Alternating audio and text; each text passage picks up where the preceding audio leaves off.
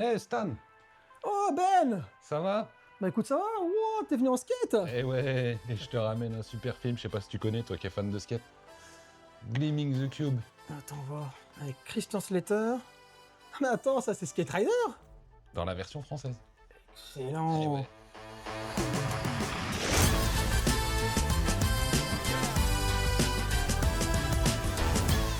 On se retrouve cette semaine avec Ben. Ben, graffeur, graphiste, skateur, À la retraite. à la retraite, et qui a proposé de nous parler de Gleaming the Cube. Est-ce que vous avez déjà entendu parler de Gleaming the Cube?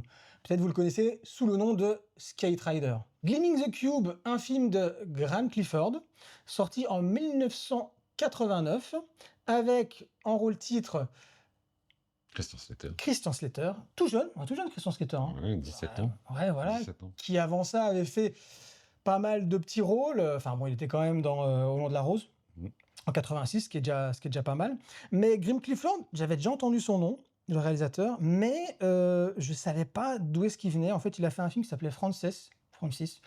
Peu de temps avant, il a été nominé aux Oscars. Donc en fait, c'est pas n'importe qui.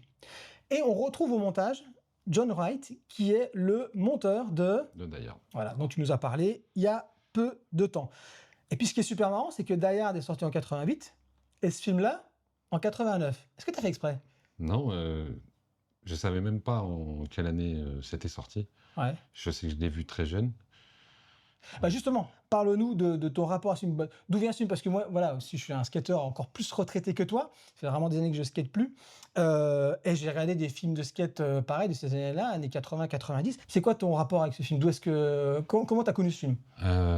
J'ai connu ce film chez un oncle, plus précisément le mari de ma marraine. À l'époque, je dois avoir 9-10 ans. Et on avait, comme pour Die Hard, des rapports au visionnage à des films plus ou moins violents, plus jeunes qu'aujourd'hui. C'était une autre époque, quoi.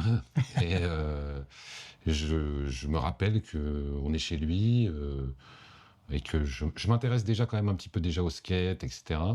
Et il me dit, ah bah tiens, j'ai un film super, VHS forcément, et il me met ce film-là, et je reste scotché pendant 1h30. Et puis quand je vois ce film, donc on est en 80... on doit être en 94, 95, quelque chose comme ça. Donc 5 ans après sa sortie, quoi. Ouais, je prends réellement une grosse claque. Et à l'âge que j'ai, je reconnais pas les différentes stars, entre guillemets, qui sont dedans, ou tout du moins qui allaient devenir des icônes, des rockstars. Est-ce que tu avais reconnu? Bah justement, il y a deux noms sur la jaquette. Il y a Christian Slater et il y a Steven Bauer. Non, Steven on Bauer. parle des deux. Bah, Steven Bauer, c'est Manny dans Scarface. Dans Scarface. Ouais, d'ailleurs, moi, je suis super surpris de le voir dans un rôle de flic au final. Ouais. C'est juste, quand tu grandis, après, tu vois les carrières de chaque personnage, et même des seconds rôles, puisque dans le film, et ça on en a parlé, il y a Tony Hawk. Tu me dis Tony Hawk, mais justement, le Tony Hawk qui est devenu la figure emblématique du skateboard, à l'époque, qu'est-ce qu'il était? Est-ce qu'il était déjà... Ouais, il avait déjà... parce que je crois Tony Hawk, il gagne ses premières compétitions en Allemagne. On parle d'un skateboard qui était complètement différent, où il fallait juste passer des tremplins, passer des modules. Les figures qu'on connaît aujourd'hui, où on peut voir les skateurs aujourd'hui faire des 3-6 flips, des grinds, des slides dans des skateparks, même comme celui qu'on a pu voir récemment aux Jeux Olympiques, etc. Tout ça, ça n'existe pas. Les premières compétitions de skate, c'est sur des spines en bois, c'est très artisanal. Et il gagne sa première compétition, je crois, en Europe, il a 13 ans, 12-13 ans, peut-être 14, grand max. Ouais. Donc c'est déjà une référence dans ce domaine qui est encore très élitiste, très fermé, hyper underground, mais il y a quand même déjà... aux États-Unis, ils font tout plus vite que nous, etc. Il est quand même déjà reconnu aux États-Unis. Mais dans le film, c'est pareil, il doit avoir 17 ou 18 ans. Et je reconnais que c'est lui... plus de 15 ans plus tard, 20 ans plus tard, quand je regarde ce film, je me dis, mais c'est Tony Hawk. Ouais, parce que comme tu l'as dit, apparemment, le film quand tu découvres le film, t'es pas encore dans le skate. Non. Donc Tony Hawk, je connais pas. Je sais même pas c'est qui. Il n'y a Ok. pas de presse, pas internet, pas les réseaux sociaux. Ouais. Mais la presse skateboard, c'est très compliqué en France. J'ai commencé vraiment à faire du skate sérieusement. J'avais 14, 15, 16 ans. Et à Nancy, il faut commander les magazines américains, Thrasher, Transworld, etc. Dans des boutiques de skate, il y en a très peu, hein. Il y a un skate shop à Nancy, un skate shop à Metz, et on commandait la presse, des gros magazines, hein, ils étaient sérieux, quoi. Et on commande, on les reçoit au bout de 15 jours, et on lit la presse, on découvre les pubs, les chaussures, les vêtements, il n'y a rien. En France, enfin, c'est très pauvre, quoi. Ouais, la culture skate n'était pas encore aussi prégnante. Ouais. Non, Puis non, pas non. du tout médiatisé comme maintenant. Ouais, ouais, ouais. Et donc du coup, juste pour qu'on resitue le film, est-ce que tu peux nous raconter rapidement le pitch ou est-ce que tu veux que je le fasse? Le pitch, c'est donc Christian Slater joue un personnage qui s'appelle Brian. Il a un frère adoptif d'origine vietnamienne qui s'appelle Vin dans le film. Mhm. Il s'avère que il travaille pour un ex-colonel vietnamien, aussi immigré aux États-Unis, Mhm. qui est censé bosser dans une entreprise d'import-export en médicaments. Ouais, c'est que généralement, c'est qu'en fait, tu les vois la première fois, donc tu vois le demi-frère en train de bosser dans un Ouais, vidéoclub. il fait En fait, c'est un vidéoclub au début. c'est ça, ouais. Ouais, et derrière, tu as ces fameux médicaments. Ouais. Ouais. Et en fait, il gère un stock, quoi. Ouais. Et puis il tombe sur des trucs un peu bizarres, poids, dimension, il y a rien qui coïncide. C'est un peu lourd pour des médocs. C'est un peu lourd pour des médocs. Il s'avère qu'il découvre des choses un peu bizarroïdes dans les caisses, qu'il se fait surprendre, et que l'associé de ce fameux colonel vietnamien en question, par accident, le tue. Et donc du coup, il se retrouve bien embêté, et pour camoufler ce meurtre, puisque c'est un meurtre, il décide, c'est horrible, hein. Quand j'ai vu ça étant petit, là je me rappelle l'image, ils font croire à un suicide, et donc ils le mettent pendu dans une chambre d'hôtel. Et Donc, c'est ouais. la femme de ménage Ouais. qui le découvre au petit Ouais. matin. Le frère apprend ça, bon, jeune rebelle, skateur, lycéen. C'est ça, il faut le dire, c'est que lui, c'est le rebelle, C'est un un peu- Slater. c'est clairement le punk. C'est l'image qui renvoie ton Slater, voilà, C'est voilà, ça, c'est ça. attitude Et, punk. et le petit Vin, le demi-frère, enfin le demi-frère, le frère Premier de la l'adoption. classe. Voilà. Voilà, premier de la classe. Donc c'est vraiment les deux opposés. Le jeune, forcément, est très triste. Enfin, je veux dire, il sort de ses gonds, genre son demi-frère est mort, quoi. Mais surtout, il croit pas du tout au suicide, et il se met à enquêter sur la mort de son frère en skateboard. C'est ça, mais c'est ça, exactement. En skateboard. Mais c'est important parce que tu mets en skateboard, et tu as raison, parce que moi, quand tu m'as conseillé ce film, ayant vu des films à l'époque de skateboard, je me dis ça va être un gros nanar, et je vais juste voir du beau skate.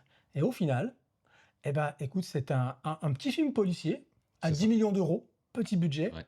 qui s'est complètement planté Au box-office au box-office, américain. a rapporté 2 millions. Ouais, 2,8 millions, Voilà. je crois. Voilà. Et comment il s'est rattrapé? Eh ben, En VHS. En VHS. Et puis via aussi l'ampleur que le skate a commencé à prendre aussi partout en Europe, parce que du coup, je sais même pas combien il y a de titres différents, parce que... ouais, là on a dit Skate Rider, Gleaming the Cube. Alors, Gleaming the Cube, la définition que donne Slater, c'est repousser les limites. Ouais. Voilà, clairement. Et c'est ce qu'il va faire. C'est repousser les limites de l'enquête, où il va se transformer littéralement en enquêteur, et puis dépasser les limites aussi du skate. C'est ça. Donc, est-ce que tu peux nous parler, parce que voilà, on a dit que c'était en fait un film policier avant tout, plutôt réussi. Voilà. Encore une fois, le réalisateur n'est pas n'importe qui, hein, il a été nominé aux Oscars, donc voilà, on le prend pour faire ce film-là. Donc il y a quand même une intention d'avoir un film réussi, pas qu'un film pour montrer des belles figures de skate. Il s'entoure malgré tout de connaisseurs, comme tu l'as dit. Ouais. Et justement, est-ce que tu peux nous parler des connaisseurs? Donc il y avait Tony Hawk, mais il y avait une autre personne notamment dedans qui était là pour doubler Christian Slater. Ouais. Donc, pour ceux qui ont un peu une culture skate, ou qui s'y sont intéressés, et même pour ceux qui n'y connaissent pas grand-chose ou pas plus que ça, il faut savoir que la doublure de Christian Slater dans le film, c'est Rodney Mullen. Donc Rodney Mullen, avec Tony Hawk, C'est une légende du skate. C'est carrément à lui, je pense qu'on doit 90% des figures actuelles. C'est lui Mmh. qui a inventé le flip. Enfin, il a carrément inventé les figures. C'est un personnage. Euh, c'est vraiment quelqu'un qui a révolutionné la pratique. Et au démarrage, donc ça, c'est ce que je t'expliquais en off, c'est que le skateboard n'était pas pratiqué comme aujourd'hui, c'est-à-dire que on freestylait, c'est-à-dire c'était plus de la danse avec le skate sur place, ce qu'on appelle du flat. Aujourd'hui, dans le BMX, c'est beaucoup plus démocratisé, donc on danse avec son vélo, on fait des figures, etc. Bousselade, j'imagine, parce qu'on est sur la terre Ouais, plate. voilà, on est sur le plat. C'est vraiment une démonstration. C'est très artistique, très. Ça se rapproche à ce que peut être le breakdance, etc.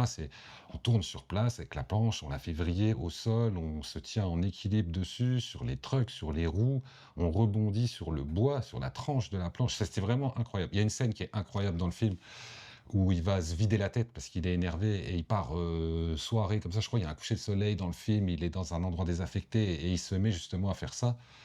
Et c'est très poétique, quoi. C'est la force du Ouais, film. ouais, ouais, il y a C'est-à-dire qu'à quelque moi, chose c'est comme une de. comédie musicale. C'est-à-dire qu'il n'est pas en train.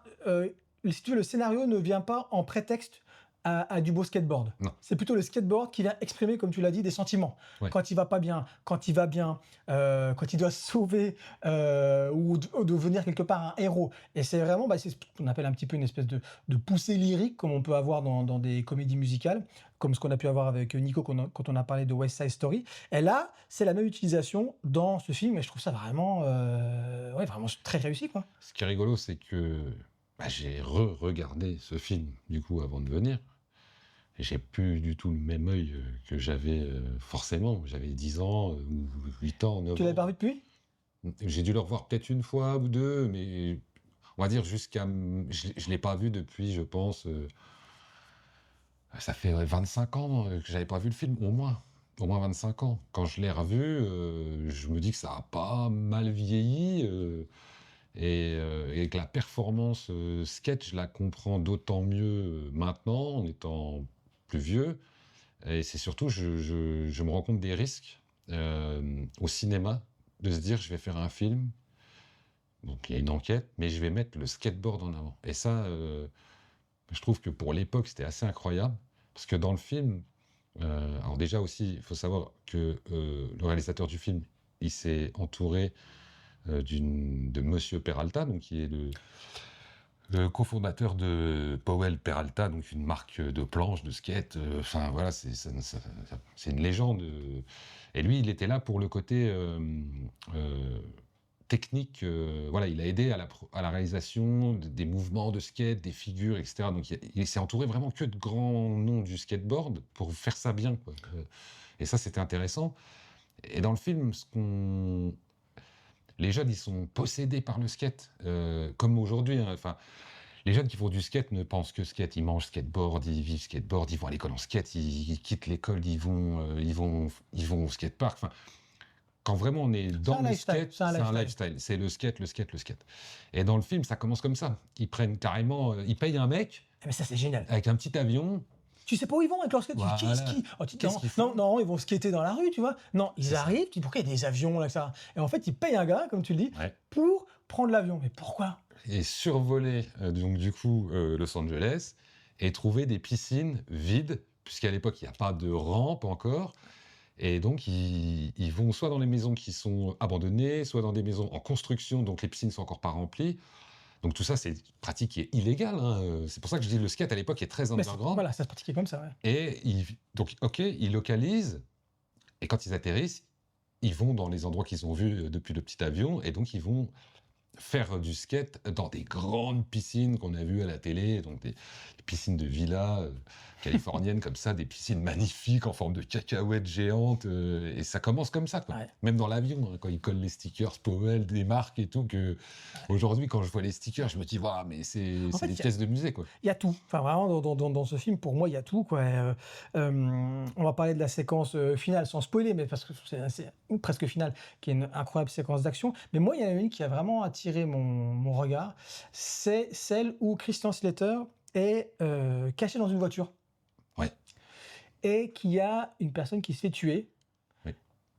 Encore une fois, je m'attendais pas à une telle qualité de filmage, de réalisation dans un petit film comme ça, quoi. C'est-à-dire que Ouais, le ouais. mec, il a pas beaucoup de moyens.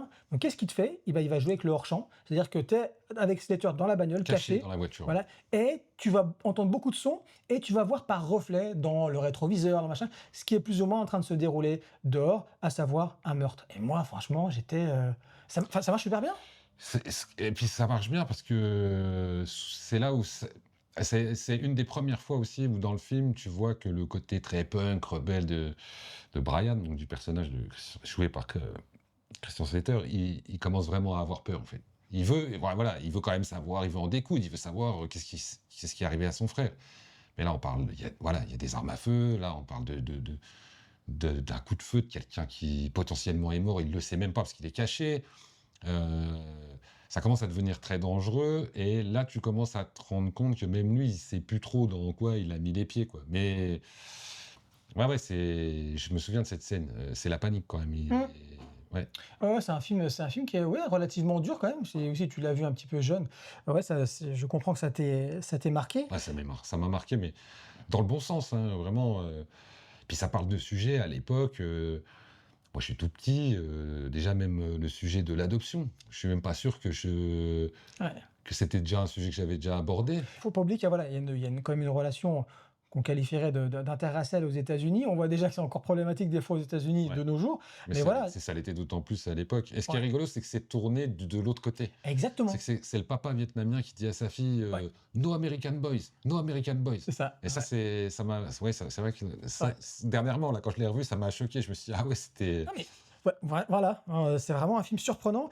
Et pour mettre la cerise sur le gâteau, parce que, ouais, encore je te dis, c'est encore une fois, c'est un film qui m'a, voilà, qui n'a cessé de me surprendre du début à la fin, c'est sa séquence de poursuite finale, on va dire. Ouais, incroyable. Où là, t'as des gars, tous des jeunes qui sont en mode warrior, avec des skates custom, tu vas nous en parler, où ils vont chez leur pote Tony Hawk, en l'occurrence, qui travaille chez Pizza Hut, Pizza ils Hut. prennent le pick-up du Pizza Hut, ils montent tous à l'arrière, Dans la benne, machin. ouais. Et après, course-poursuite, avec une voiture, tu sais quoi la voiture, la rouge? C'est une corvette. Ouais. Avec une Corvette, t'as Christian Slater qui est accroché à la Corvette, qui monte à, je sais pas moi, à 140 km/h, j'en sais rien, tu vois, et t'as une course-poursuite, ça passe en dessous d'un camion, Ouais. c'est un délire.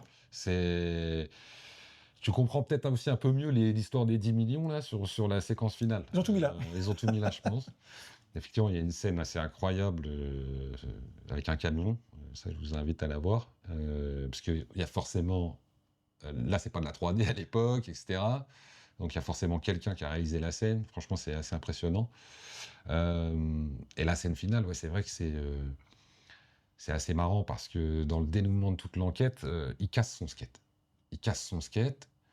Le truck, la planche, enfin, bref, tout est cassé. Et il va réveiller un de ses meilleurs potes, donc de sa bande avec Tony. Ah mais c'est pas, faut qu'on en parle 2 secondes Ah oui, aussi. non, mais ça, oui. Le gamin a un bunker. Il a un bunker. Sa chambre, c'est un bunker Avec dans le jardin. rampe, etc. Incroyable. Il vit sous terre. Ça, c'est le kiff de tout gosse, tu vois. Ouais, Ça, ouais. quand t'es jeune, tu te dis, oh, je veux Ça ça, fait papa. très cabane dans l'arbre, mais là, c'est sous terre, tu vois. Et bon mood, quoi. Stickers, magazine, des pièces de skate partout, c'est assez sympa.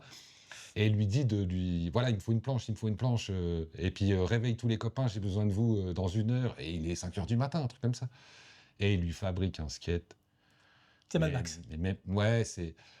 Il lui fabrique une arme, il lui fabrique une voiture. En fait, il lui fabrique l'objet final de toute course-poursuite, tu vois.